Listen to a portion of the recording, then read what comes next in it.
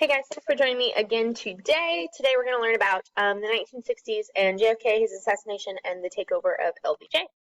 So, we're looking at the election of 1960. Republicans nominate Vice President Richard Nixon.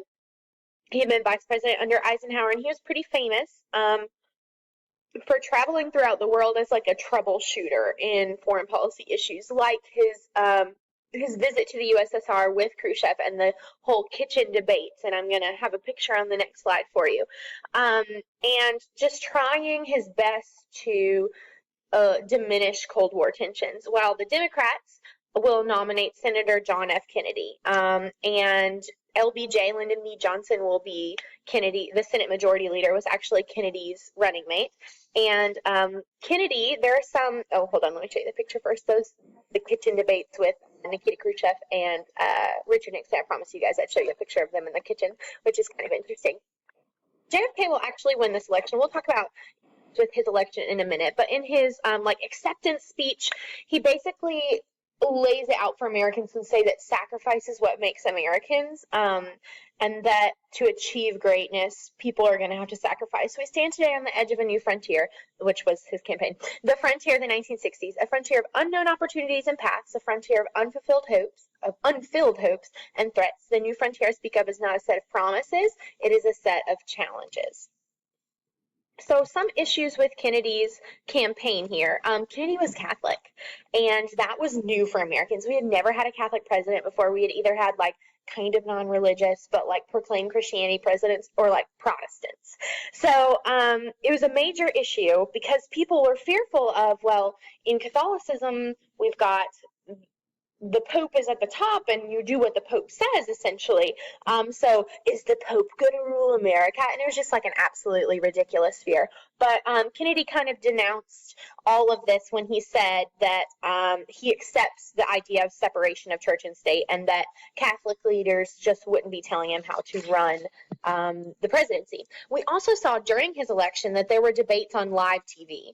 And here's what kind of separates JFK. People who listened on the radio heard Nixon and JFK and was like, Nixon's going to win for sure.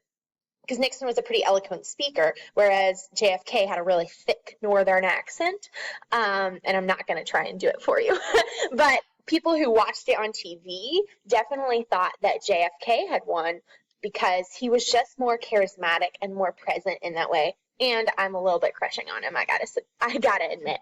Kennedy earned the support of African Americans when he actually arranged to have Martin Luther King Jr.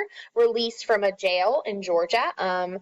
He wrote to Martin Luther King Jr.'s sister or wife, one of those, and basically said, like, I'm going to try and get him out of jail. And the African American community like really supported that, obviously, because Martin Luther King Jr. was protesting for their rights, and that's what landed him in a jail in Georgia.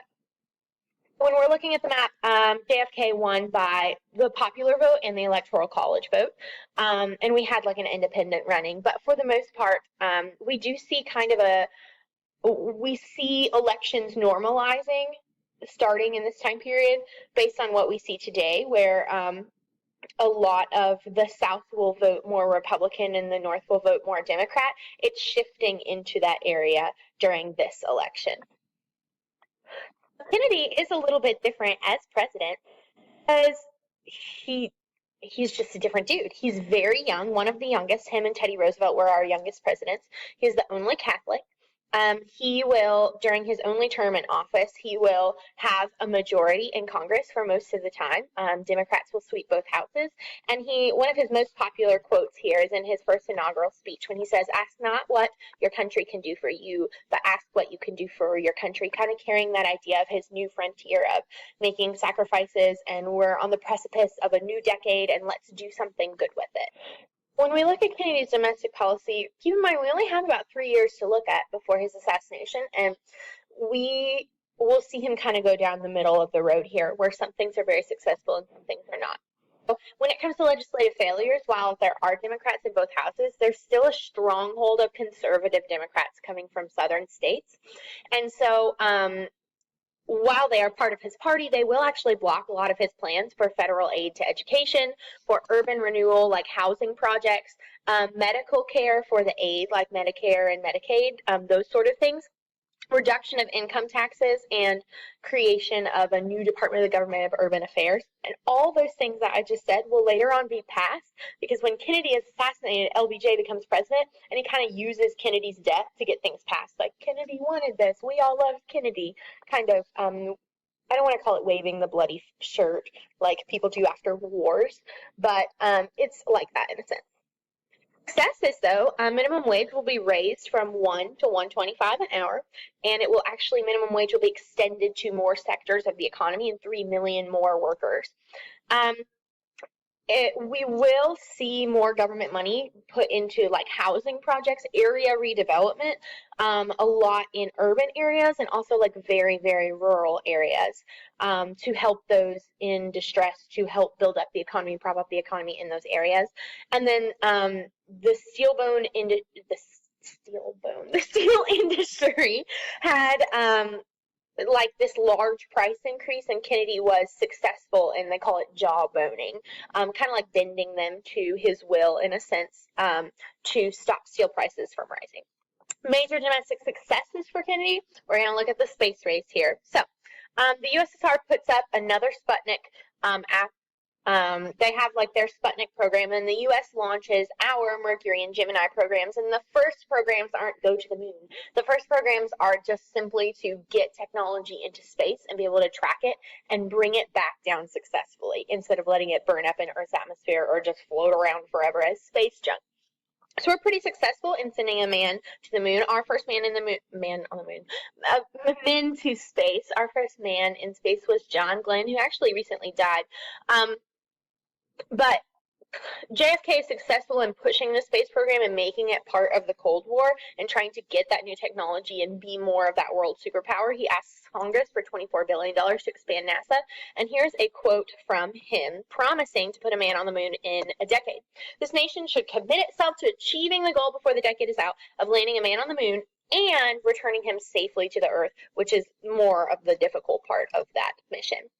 So here we have scientists working on Sputnik, and then we have Mercury and Gemini astronauts as well. And keep in mind that, yes, we think of NASA as the astronauts who go up into space, is millions more people than just the astronauts going into space. It is technicians, it is electricians and mechanics and accountants. It's child care workers that watch your kids while you go work for NASA. It's a massive operation. Kind of think of it like a military base. It's mostly located in Texas and Florida during this time period. And here is the Apollo 11 mission in 1969. All of the world is watching this on TV. 2 American astronauts successfully touched down on the moon, Neil Armstrong and Buzz Aldrin, while the third is up in the shuttle orbiting the moon to bring them back. And we are successful, and we'll send a lot more moon missions in years to come. All right, so write these things down. Again, we are going to go over more over civil rights by itself of its own thing. Sorry, lunch just let out. Do you hear them? And so just write these things down, and we will talk more about them in class. I do want to say really quickly, though, that JFK didn't really do anything in his first 2 years, and towards his last year, he was moving towards more accepting of civil rights and signing those things into law. Many of the civil rights initiatives that he will put forth or that happened during his time period are more symbolic. But the issue is that he will be assassinated, and we don't really know what he would have done if he had stuck around, if he would have taken the path that LBJ took and by signing all those civil rights bills if he had been president. All right, so looking at Kennedy and the Cold War, we got some issues here. Some major things go down in just the 3 short years that Kennedy is president. Kennedy's response to the Cold War is called flexible response. Let me flip in my notes here, friends. So we're looking at Kennedy wanting to increase conventional military tactics and strategies, so cooperation, communication, regular weapons and foot soldiers and defense in that way, rather than using nuclear weapons. But nuclear weapons are still an option. So be flexible in the way you respond. Can you communicate first? Can you do a blockade? Can you do an embargo? We don't just have to jump to nuclear weapons because we have nuclear weapons. So actually, even though this is like not a nuclear buildup thing, there's going to be a huge military buildup during this time period, not just nuclear weapons wise, like large defense spending in a sense, which is different for a Democrat if we think about that today in our modern mind. So this just replaces Eisenhower's heavy reliance on nuclear weapons that we had seen in the previous decade. JFK will also set up the Green Berets, which is like an elite commando force, and test them out during his time as president.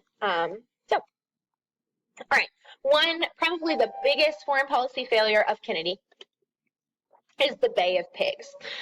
So this is actually Eisenhower's idea. 1960-ish, before Kennedy is elected, before he's inaugurated, Eisenhower authorizes the CIA to organize, train, and arm Central America using Cuban exiles. So people who had fled from Cuba come to the United States. We train them, and our goal is to train them and send them back to Cuba and overthrow Castro, who had like come out of the communist closet. Okay, so the invaders would hopefully show up, be like, we want to take over Cuba, and a bunch of Cubans would be like, yeah, we'll help you, and it would trigger a popular uprising. It would trigger a civil war. And the reason that Eisenhower comes up with this is Eisenhower doesn't like Castro. Castro's a communist. Castro has hinted that he's going to turn towards the Soviet Union and create an alliance with the Soviet Union. And Cuba's really close to Florida. And so that's scary in a sense of if they were to put missiles in Cuba, hint, hint, they do, that they would be able to reach the United States. And so that's why the Bay of Pigs was put together. But Eisenhower doesn't run for re-election, and well, he can't. But Eisenhower is no longer president. He's got this plan, but Kennedy's the dude that has to press the button and say, okay, let's go. So here's the invasion. It begins and then it ends. So here we go. April 1961, the Bay of Pigs invasion. They show up.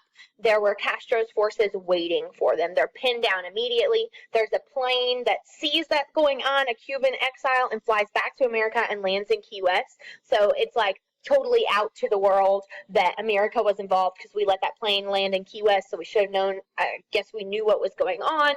So it was a disaster from the beginning. So Kennedy had decided that direct intervention, like sending troops, wasn't going to work, so he pressed go on this, but then this was a major failure. In 3 days, we have a bunch of men captured, a bunch of men killed. Only 14 of our Cuban exiles were rescued, and the significance of this is that it makes Kennedy look bad. It makes him look sneaky. It makes the CIA look sneaky to the Soviet Union. They perceive us like that. And Cuba now, like they didn't trust us before, they super don't trust us now. And Cuba will turn to the USSR for protection against the United States. So, Bay of Pigs is direct cause of the Cuban Missile Crisis, which next. In 1962 is a year-ish after Bay of Pigs, and America has been using those U-2 spy planes, the high-altitude planes with the cool cameras on them, to take pictures, and then we got one shot down and it was a disaster, but we continue to use them because they're effective. And we see an American mission bring back pictures of Cuba with their U-2 spy planes that show that they are building nuclear missiles and that they have the parts, but the actual warhead, the detonator, is not there yet. And so when we look at a map from Cuba, if they were to send one of these surface-to-air missiles, it would destroy almost all of America, all of our major cities, except for the tip of Idaho, Oregon, and Washington state. So our entire continent is in range of these missiles, and this becomes an issue quite quickly. Oh, yeah, there's a picture for you. Perfect. All right, so here is the precipice that JFK is on. He can, let me find out where I am. He could order a naval blockade or a quarantine, and that would stop any further building of missiles. If they completely blockade all of Cuba, nothing else could be brought in. He could order bombing strikes and start a war. He could send soldiers and start a war. And so he chooses, this is his flexible response, he chooses to quarantine Cuba, in a sense, to blockade them, not only of military goods, but consumer goods as well, and food and supplies and those sort of things. So in choosing a naval quarantine instead of a land invasion or bombing strikes, Kennedy, he did make the correct decision, finally, after that Bay of Pigs disaster. But in not choosing to do a bombing strike, he is not staging war, essentially. And a bombing strike may not have hit the target that they wanted. And keep in mind, if they're building missiles, then they maybe have the technology to blow us up anyway.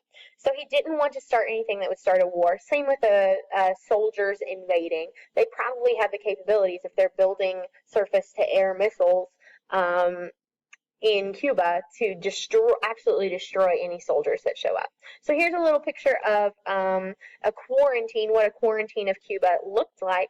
The blockade would keep out a lot of military supplies. So we see for about a week, and if you've seen the movie 13 Days, it's a really good movie, you should watch it. For about a week, the world kind of watches as a Soviet ship carrying the rest of the missile parts steams towards Cuba. And any U.S. attack on that ship would have triggered a war, so we didn't do that. We just kept the blockade up. On October 24th, 16 Soviet ships come up to the blockade. It looks like things are about to go down, and then they turn around and go back home, and that's the end. But the thing is, people thought for about 13 days that the world was literally going to end, that this was going to be World War III, in a sense. So, JFK comes on TV. He announces that they're building nuclear missiles and they have nuclear technology in Cuba. Everyone thinks the world is going to end. They start building fallout shelters and gathering supplies, and but the ship stopped essentially. Oh, we're going to do that in class on Friday. So, moving on. So after the Cuban Missile Crisis, we will have for a second die down of tensions with the USSR. There's going to be a new spirit of cooperation, kind of bred out of the fear of, oh my gosh, we almost blew each other up, we almost died. Kennedy and Khrushchev realized that they had come dangerously close to nuclear war and wanted to work to prevent that from likely ever happening again. So Americans did not know this, but at the time, America had missiles staged in Turkey, kind of like they were staging missiles in Cuba, to get close to us, so the missiles would be in range of who we're trying to attack. So Khrushchev agrees to remove the missiles if, and it's like a secret correspondence we're going to read on Friday, if the U.S. removed its missiles from Turkey. And so publicly this favors Kennedy. It makes Kennedy look good because the U.S. is like, the Soviet Union backed off. It was great, while secretly removing the missiles that the American public didn't know about. But it is also a victory for Nikita Khrushchev because he saved Cuba from being invaded. He saved face a little bit in a sense. He didn't have to go to a full-scale war, and he got the U.S. missiles removed from Turkey. We will get the Nuclear Test Ban Treaty in July 1963 from this, and essentially it bans atmospheric testing of nuclear weapons. Land, sea, outer space, we can't detonate them and test them, so no more blowing up Pacific Islands, essentially. However, what this doesn't do is it doesn't get rid of stockpiles of nuclear weapons that we already have. It just says when we create something new, we can't test it, which will become an issue later.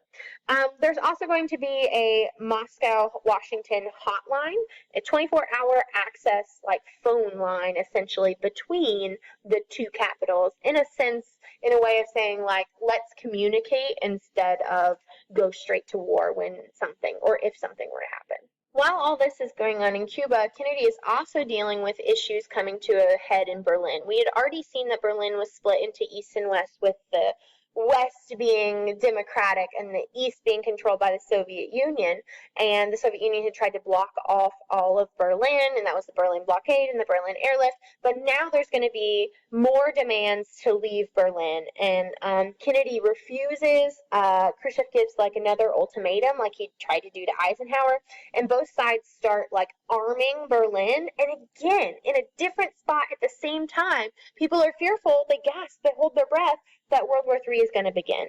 But essentially, the decision is made that instead of fortifying and then attacking, the Soviets start building a wall. It starts with just like barbed wire across, then it turns into a big old cement wall with barbed wire and armed troops guarding it all the time. And the Berlin Wall did not fall really until the end of the Cold War. We're looking at 1991. So Berlin is actually divided for most of the 20th century. And so there are armed guards at each station. It split a city in half. Some people had relatives. Some people's jobs were on the other half of Berlin, and all of a sudden there's a barbed wire fence and there's a concrete wall, and you have to have papers to pass.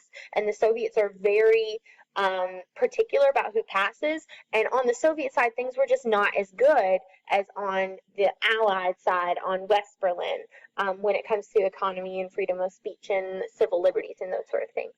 But here are pictures from 1991 when it falls, and both President Reagan and President George H.W. Bush had a hand in ending the Cold War, and we kind of point to this moment, the fall of the Berlin Wall in 1991, where the Cold War ends, is kind of where we point to. JFK does actually visit Berlin during his time period after the Berlin Wall is fought, and he says, like, oh, a wall is better than a war. At least we're not killing each other. And this is one of his little speeches. All free men, wherever they may live, are citizens of Berlin, and therefore, as a free man, I take pride in the words, Ich bin ein Berliner. And if you were to say this in German in Germany, Berliner is sometimes used as a name for like a pastry, kind of like a donut. So some people think that he said, I am a donut.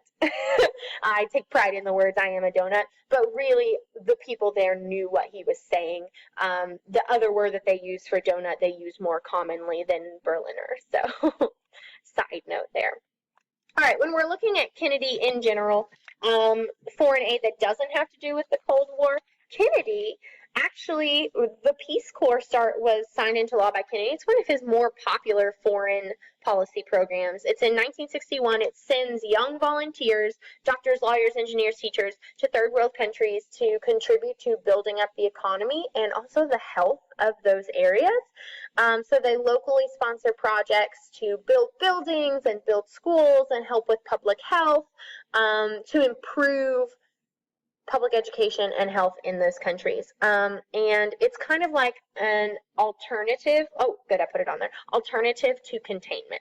So military containment was, we need to go help these countries so that they don't become communist, and we're going to send troops. But the Peace Corps is more like, we're going to go help these countries because it's the right thing to do. And side note, if they don't fall to communism because we prop them up, like, that's okay.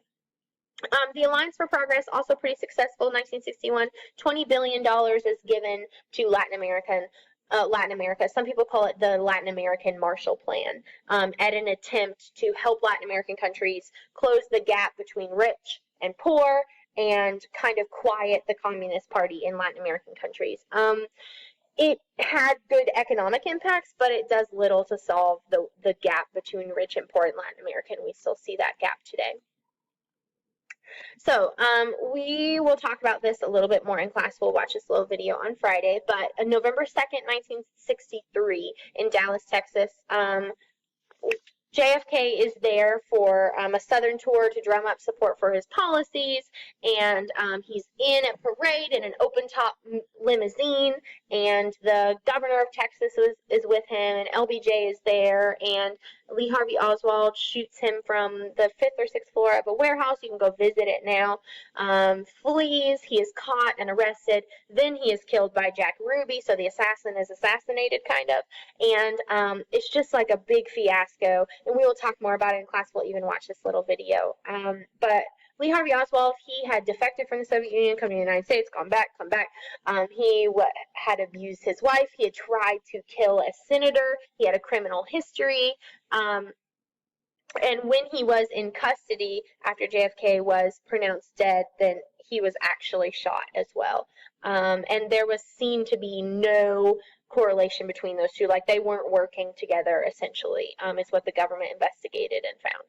And the Warren Commission is actually Warren Commission is actually who was in charge of figuring out what happened to JFK. It was ordered by Johnson, and essentially it was a government investigation. They rule that Oswald was the lone assassin. He was not helped by Jack Ruby. There was no one else. And some people are like, really though? Because look at the killing. Look at how precise it was. Could a bullet have done that? And that's where some people say, oh, it must have been a magic bullet. And they're like poking fun at the Warren Commission, saying that there's no way he could have acted alone and shot Kennedy, because Kennedy's hit in the head, he's hit in the neck. There's stuff in the governor's arm and in his wrist and in his leg. So could a bullet have done that? And that's where all these conspiracy theories arise. We'll talk more about that in class. Here are pictures of, so that day, he's taken to the hospital. He's pronounced dead at the hospital. They take him out of the open-top limousine, the convertible limousine, and it's basically over with. And that day, about 4 hours later, they load his body in a casket. They, quickly order a casket. They put it on a plane underneath where LBJ and Jackie Kennedy are sitting right there. I'm sorry, you can't see where I'm pointing. I don't know why I'm doing it. But, so essentially he's taking the oath of office. His wife, nicknamed Lady Bird Johnson, is next to him, and Jackie Kennedy is still there in that jacket that her husband's blood is all over, and his brains and his guts were all over, and it's disgusting. And that jacket is actually in the Smithsonian in the archives right now, and it can't be seen. In her will, she said she didn't want it to be seen for 100 years or 150 years. And then she starts planning JFK's, I call him by his nickname because we're so close, JFK's funeral, and she's kind of obsessive over planning his funeral. She makes it almost exactly like Lincoln's funeral, and there's some weird connections between Lincoln's assassination and JFK's assassination. Most of them are false, but it's kind of fun to theorize. So now we had a new president. He was young and new, and now we have a new president because JFK was assassinated. So this is Lyndon B. Johnson. I'm going to call him LBJ from now on. So Lyndon B. Johnson continues JFK's presidency just for a year. So he was killed in 1963 in November.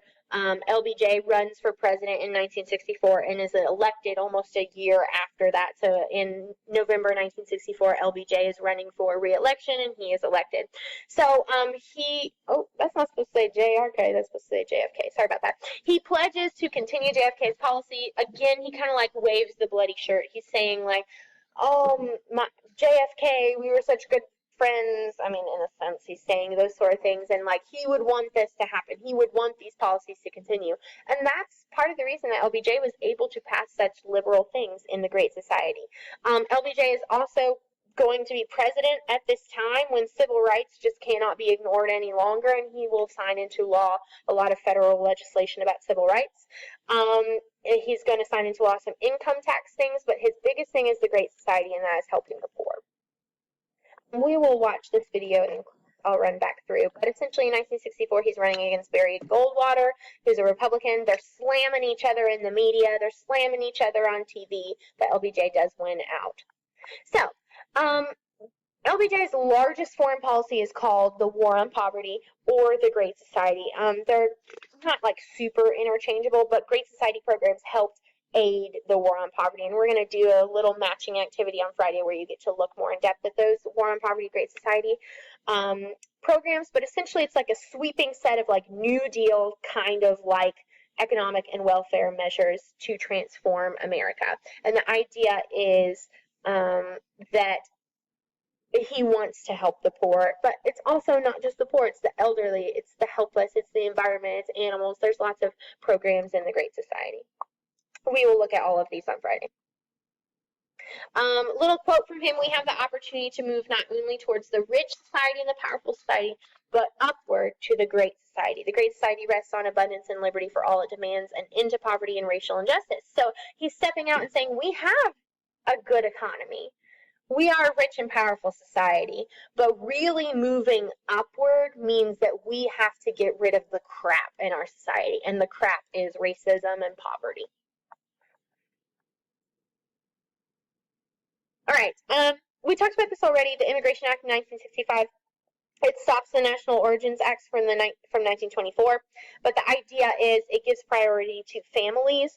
It is now based on a first come, first serve, and so those with like skills or education or those with families will get priority. We're going to see a lot of Latin American and Asian immigration, but just for the most part, until like the 90s, it opens up a lot of immigration in America. We're also going to see that LBJ will sign into law, not sign into law, but like put funding towards the PBS, public broadcasting system, so like educational TV, and funding for the arts and immigration stuff as well as part of his Great Society. So now we're going to move into a time about talking a little bit about things that don't necessarily have to do with Lyndon B. Johnson. Chief Justice Earl Warren was appointed under Eisenhower. He's a strong believer in personal rights and puts them as a constitutional preference. So your First Amendment rights, we're going to see a lot of the things that the decisions that he will have a hand in and will hand down will have to do with those things.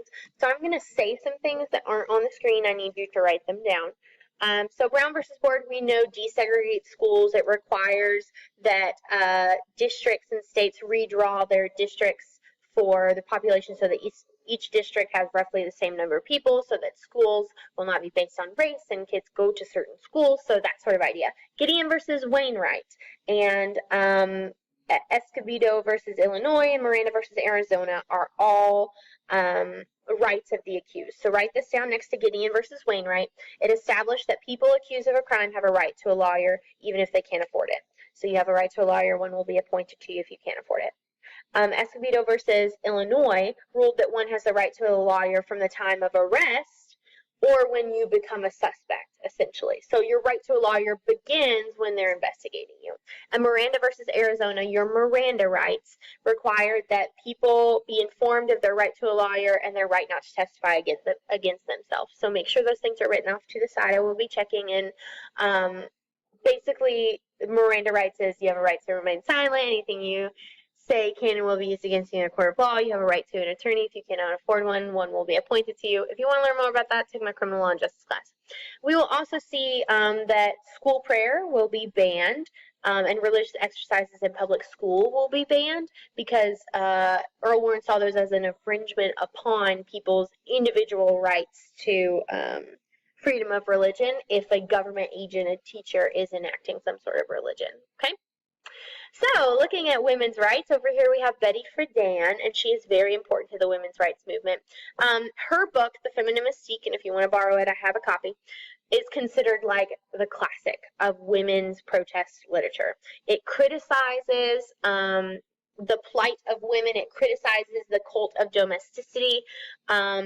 It also criticizes the fact that women who are working make less. So it just goes at the women's rights movement from all angles. And she calls it in the book the problem with no name. This anxiety, this feeling of women that stay home, that feel unfulfilled, that feel like they're not doing what they're meant to be doing, calls it the problem with no name, and says that that's because society has forced you into the home and you're not supposed to stay there. Betty Friedan is the founder of NOW in 1966, the National Organization of Women. It calls for equal opportunity in employment. It calls for equal pay. It argues for change in divorce laws to make settlements more fair towards women in the care of children and also with the split up of money and assets. It seeks the legalization of abortion, which is the most controversial issue, but we will see that will pass in 1973. And they began advocating for the Equal Rights Amendment to the Constitution that will never actually be passed. And so it passes in Congress, but not by the states. But essentially, if the Equal Rights Amendment had passed, it would help bolster minority and women's rights in the economy, but also politically. Oh, here we go, the Equal Rights Amendment. It would be essentially what the 14th Amendment is for African Americans, the rights of citizenship. It would be that for women, and would basically say that they are considered equal under the eyes of the law, they are considered equal economically, and regulations should be put in place to make those things certain. It was passed in Congress, but didn't get state ratification. Let me look up. In the early 80s, it required 38 states for ratification, and it did not meet that. And the reason that it did not meet that is many feared that the ERA, the Equal Rights Amendment, would deny things that they already have, like rights to financial support in cases of divorce, or would end or might even end affirmative action, or it might end the special treatment women received in like protections in that way. So it never actually passed. And the opposition was spearheaded by Phyllis Schlafly, who fought against the ERA, while Betty Friedan is fighting for it. Okay? Looking at what gains of the women's rights movement, I know we just like touched on it, but you read it in your Henrietta. Affirmative action. And affirmative action is one of the biggest gains. Let me go back and read you exactly what it says so that I don't mess it up here. 1965, that's the date. 1965 requires employees on federal contracts to take affirmative action to ensure underprivileged minorities and women were hired.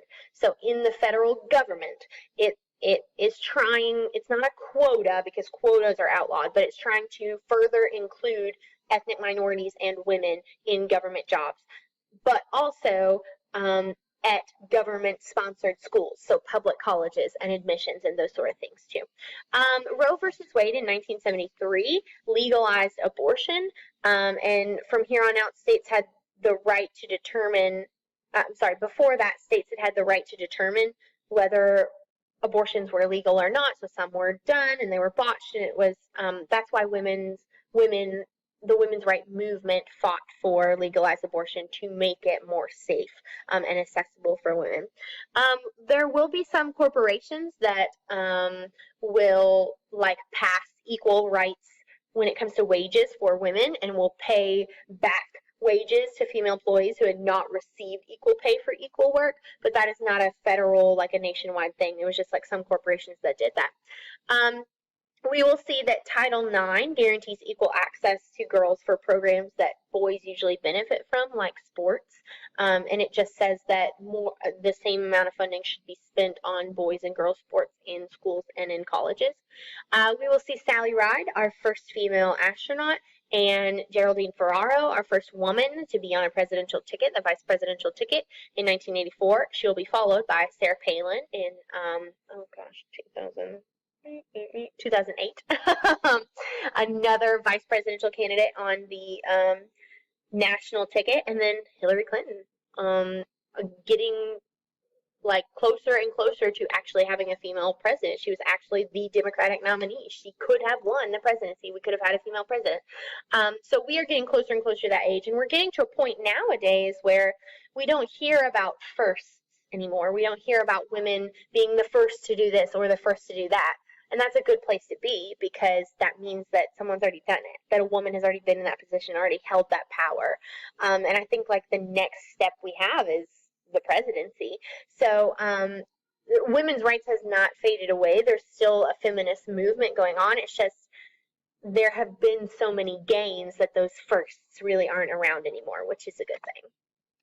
All right, so looking overall, let's look at the 1960s. Here's Muhammad Ali with the Beatles, which is fantastic. When we're looking at Kennedy and Kennedy's legacy, Kennedy was known for his style. He was known for being attractive, for being young, for having the perfect family. They called his like time in the White House Camelot, because the musical Camelot was popular then. But essentially, that crashed and burned. It was a national tragedy when Kennedy was assassinated, and it felt like the country would not be able to get over it. Combine Kennedy's assassination with civil rights, women's rights, the Cold War, issues in Cuba, the beginning of Vietnam. All of it happened at the same time. And so it's an absolutely crazy, tumultuous time to be living, and it's all on TV as well, because TV is in almost all Americans' homes at this point.